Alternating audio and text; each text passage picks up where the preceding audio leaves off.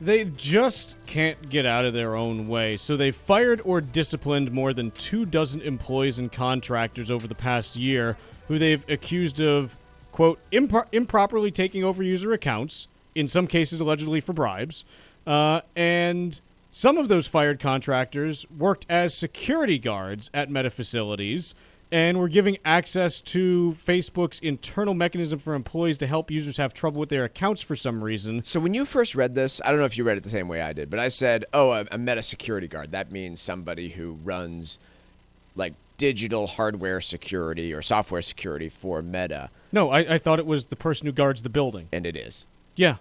And why would they have access to that? Why in God's name would somebody who runs facility security for Meta or Facebook have access to the tool that allows them to lock down accounts? What kind of controls are going on here? Right, like what you have here's how if I were running Meta and this was a tool, so the tool's name was Oops, okay, which is cute. Kind of cute.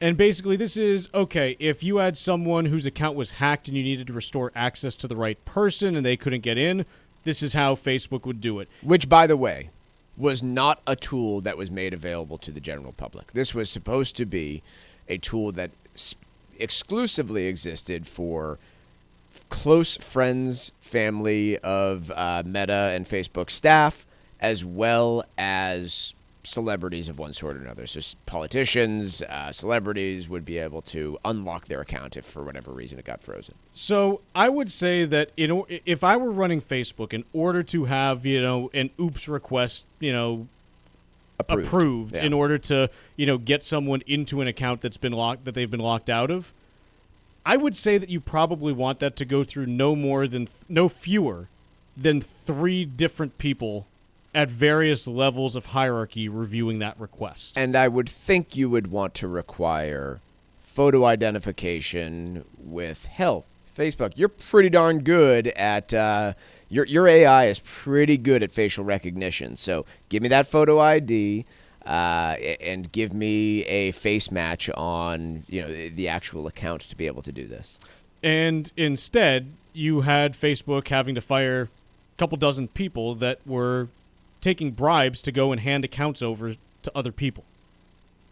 I mean, I hate to say it because it's almost cliche. How can anyone trust this company? Yeah. It's one thing after another. And people say, "Oh, well, I'm sure that happens everywhere." Fine, maybe it does. You can't do this if you are Facebook. And the worst part is no one cares. Again, they still have 2.4 billion people using it every month. Yeah. No one cares. Everyone's just fine, whatever. I haven't used my Facebook account since last August now. So I guess here's where I land.